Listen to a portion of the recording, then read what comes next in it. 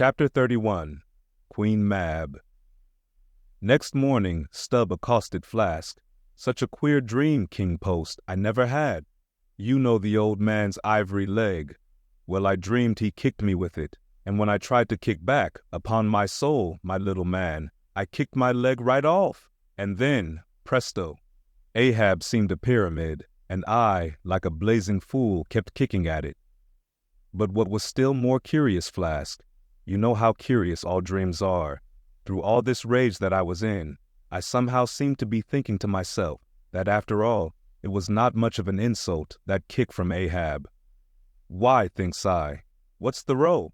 It's not a real leg, only a false leg. And there's a mighty difference between a living thump and a dead thump. That's what makes a blow from the hand, Flask, 50 times more savage to bear than a blow from a cane. The living member, that makes the living insult, my little man. And thinks I to myself all the while, mind, while I was stubbing my silly toes against that cursed pyramid, so confoundedly contradictory was it all the while, I say, I was thinking to myself, what's his leg now but a cane, a whalebone cane?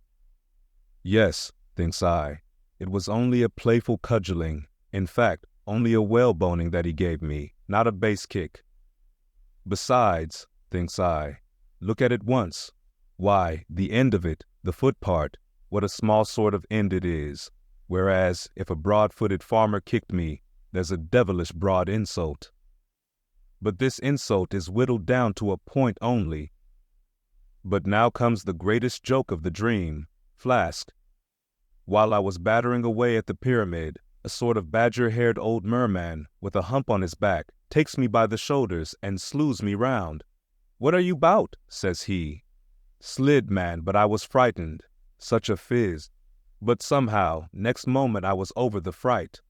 "What am I about?" says I at last. "And what business is that of yours, I should like to know, Mr. Humpback? Do you want a kick?"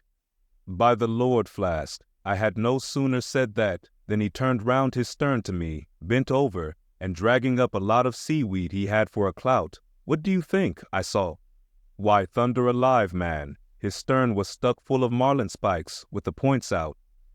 Says I, on second thoughts, I guess I won't kick you, old fellow. "Wise Stubb," said he, "wise Stubb," and kept muttering it all the time, a sort of eating of his own gums like a chimney hag.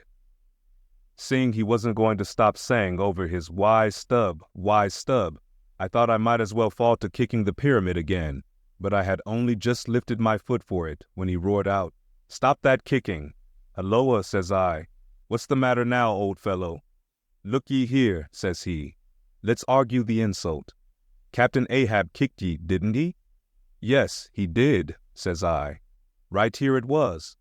"Very good," says he. "He used his ivory leg, didn't he?" "Yes, he did," says I. "Well then," says he, "wise Stubb, what have you to complain of? Didn't he kick with right good will? It wasn't a common pitch-pine leg he kicked with, was it?" "No, you were kicked by a great man, and with a beautiful ivory leg, Stubb. It's an honor, I consider it an honor. Listen, wise Stubb. In old England the greatest lords think it great glory to be slapped by a queen, and made garter knights of. But be your boast, Stubb, that ye were kicked by old Ahab, and made a wise man of. Remember what I say, be kicked by him, account his kicks honors, and on no account kick back, for you can't help yourself, wise Stubb. Don't you see that pyramid?"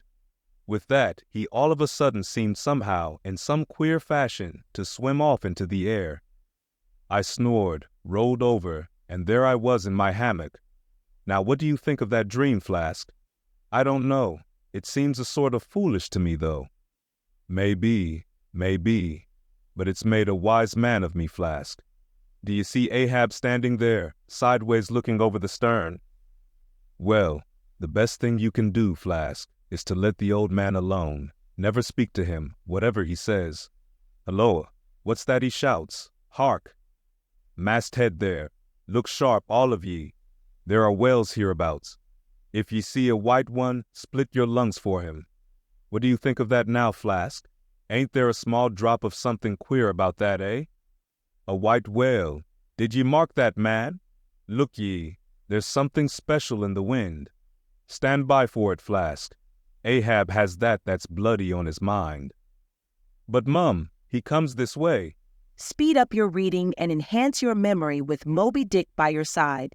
Choose the tactile joy of a physical book or the convenience of Kindle and discover a deeper way to dive into this classic.